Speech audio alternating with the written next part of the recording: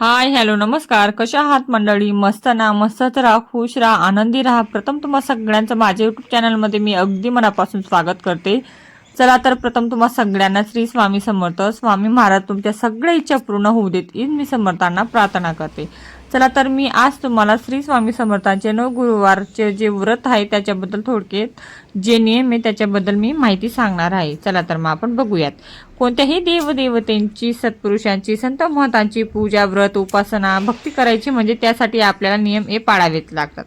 चला तर स्वामी समर्थ हे श्री दत्तात्रयांचे पूर्णावतार असल्याने श्री समर्थांच्या या व्रताचा प्रारंभ हा भक्त भाविकांनी कोणत्याही शुभ गुरुवार या दिवसापासून करावा. हे व्रत कोणीही स्त्री, पुरुष, बाळ, वृद्ध हे करू शकतात. हे व्रत करण्यासाठी जात पात भेदभाव यांचे कोणतेच बंधन अजिबात नाही, कारण स्वामी हेच मुळी सर्व धर्मीयांचे आदरणीय पूजनीय श्रद्धास्थान होते. या व्रताचा कालावधी हा 9 गुरुवारांचा म्हणजे सुमारे 2 ते 2.25 महिन्याचा आहे. हे व्रत एकूण 9 गुरुवारचे असून शेवटच्या गुरुवारी या व्रताचे उचित उद्यापन करावे. या व्रताचरणासाठी शांत, एकाग्र चित्त, मन, प्रसन्न वातावरण, शांतता, अनन्य शरणागत भाव, श्रद्धा, भक्ती आणि निष्ठा असणे फार महत्त्वाचे आहे. एकदा व्रतास प्रारंभ केला असता ते व्रत पूर्ण झाल्याशिवाय बाहेरगावी अजिबात जाऊ नये. बाहेरगावी जाणे हे या व्रताचरणाच्या कालावधीत अगदी अपरिहार्य असेल तर त्या गुरुवारी जिथे असाल तिथे शांत चित्ताने बसा. हे व्रत मनोमानसिक करा, पण त्यात अजिबात खंड पाडू नये. हे व्रत करीत असलेल्या उपासकाने त्या दिवशी उपवास करावा. केवळ दूध व फलाहार घ्यावा. पहिल्या दिवशी गुरुवारी उपासकाने मंगल स्नान करून शुचिर्भूत होऊन धूत वस्त्र किंवा सोवळे नेसून देवासमोर येऊन बसावे. व्रताचरणाच्या प्रारंभापूर्वी घरातील मोठ्या व्यक्तींचे, देवदेवतांच्या आपल्या उपास्य देवतेंचे, सद्गुरूंचे आशीर्वाद नक्कीच घ्यावे. व्रत प्रारंभापूर्वी श्री गणेशांचे ध्यान केलेच पाहिजे. पूजन करून व्रताचा विधिवत संकल्प नक्कीच करावा. हा संकल्प करीत असताना आपण हे व्रत का, कशासाठी, कोणत्या हेतूने करीत आहोत ते स्वामींना नक्कीच सांगावे.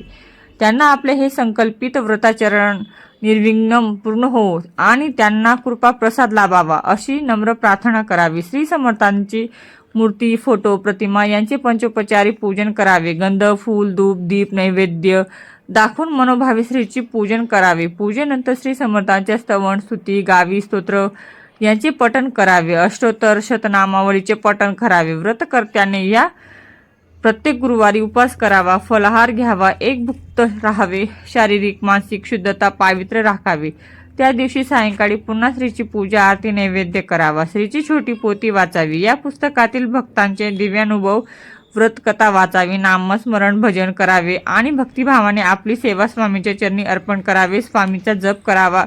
मग सर्वांनी प्रसाद घ्यावा. व्रतकर्त्याने भोजन करून उपवास सोडावा. स्त्रियांच्या बाबतीत ते व्रताचरण करीत असताना जर एखाद्या गुरुवारी मासिक पाळीची अडचण आली तर त्यांनी त्या दिवशी फक्त उपवास करावा आणि तो गुरुवार संकल्पाच्या संख्येने अजिबात धरू नये. तेवढे गुरुवार व्रताचरणाच्या कालावधीत पुढे करावेत.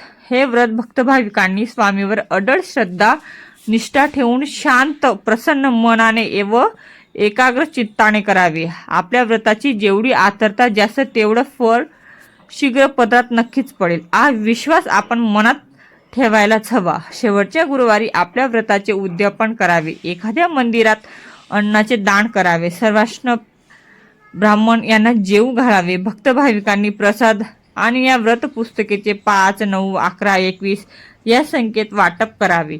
उपासकाने या व्रताचरणाच्या काळात अजिबात रागवू नये, चिडवू नये, कुणाचीही अजिबात निंदा करू नये, असत्य अजिबात बोलू नये, खोटे, छल, कपट, लबाडीने कुणाशी वागू नये आणि लग्न झालेल्या महिलांनी, सगळ्याच महिला वर्गांनी, सगळ्यांनी जे उपास करतात ते ब्रह्मचर्याचे पालन नक्कीच करायला पाहिजे. मन शांत, प्रसन्न आणि स्थिर ठेवावे. ज्या जागेवर ही पूजा करायची असेल ती जागा प्रथम स्वच्छ झाडून पुसून घ्यावी. तिथे चौरंग किंवा पाट मांडून घ्यावा. त्याभोवती छान मस्त सुंदर रांगोळी काढावी. चौरंग अथवा पाटावर भगव्या रंगाचे किंवा आपल्याकडे जे वस्त्र अवेलेबल असेल लाल रंगाचे त्यावर श्री समर्थांच्या पादुका किंवा मूर्ती ठेवावी. उजव्या बाजूस तेलाची समई, पुढे तुपाचे निरांजन घंटा मांडावी. चौरंगाच्या किंवा पाटाच्या डाव्या म्हणजेच उपासकाच्या उजव्या बाजूस थोड्या अक्षता ठेवून त्यावर श्री गणपतीची मूर्ती किंवा एक मोठी सुपारी नक्कीच ठेवावी. उपासकाने स्वतः बसण्यासाठी आसन किंवा पाठहेर ज्याच्या त्याच्या सोयीप्रमाणे नक्कीच घ्यावे. पूजेचे पाण्याचा जो तांब्या असतो तो सुद्धा घ्यावा. पळी, भांडे, तामण व पंचोपचार जे पूजेचे सर्व साहित्य लागतं ते सर्व आपण ताटात नक्कीच ठेवावे. हे व्रत करणाऱ्या व्यक्तीने त्या दिवशी लवकर उठावे, लवकर अंघोळ वगैरे करावे आणि नवं जे वस्त्र असतं ते परिधान करावे. कपाळास गंधाचा उभा नाम लावावा.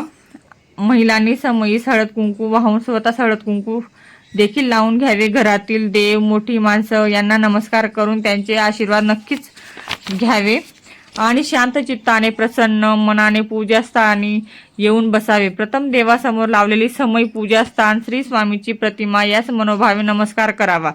पूजेच्या तांब्यातील पाणी भांड्यात काढून घ्यावे. पळीभर पाणी उजव्या हातात घेऊन विधिवत आचमन आणि संकल्प नक्कीच करावा. संकल्प केल्याने आपण करीत असलेल्या कार्यसिद्धीत जाते, आपल्या व्रतात दृढता येते. म्हणून प्रथम आचमनाचा विधी करावा. मग डाव्या हाताने उजव्या हातावर प्रथम 3 वेळा पळीभर पाणी घ्यावे आणि ओम केशवाय नमः, ओम नारायणाय नमः, ओम माधवाय नमः असे म्हणून प्रत्येक वेळी हातावर घेतलेले पाणी प्राशन करावे. चौथ्या वेळेस मात्र हातावर पाणी हे ओम गोविंदाय नमः असे म्हणून समोरच्या तामणात सोडावे. हात कोरडा करावा आणि देवास नमस्कार करावा. या आचमन विधीनंतर व्रताच्या संकल्पासाठी पुन्हा 1 पळीभर पाणी उजव्या हातात घ्यावे. स्वतःच्या नावाचा व गोत्राचा उच्चार करावा. माझ्या मनातील मनोकामना पूर्ण होऊ दे स्वामींना ही प्रार्थना करावी आणि तुम्हीच माझ्या हातून हे व्रत निर्विघ्न पूर्ण होऊ देत अशी सुद्धा प्रार्थना स्वामींना करायची आणि तुमचा मला खूप मोठा आशीर्वाद लाभू द्या हे स्वामी समर्थांना नक्कीच सांगायचे. त्या संकल्पानंतर आपली पूजा आपले व्रत हे कोणतीही समस्या अडचण न येता ते निर्विघ्नपणे पूर्ण होऊ दे. श्री गणेशास वंदन करून त्यास कार्यसिद्धीस्तव प्रार्थना करावी. श्री स्वामी समर्थांचे हे व्रत पूजाविधी प्रारंभापूर्वी चौरंग वा पाटावरील श्री गणेशास गंध, फूल, अक्षता, जास्वंद असे लाल रंगाचे फूल वाहून नक्कीच करावे.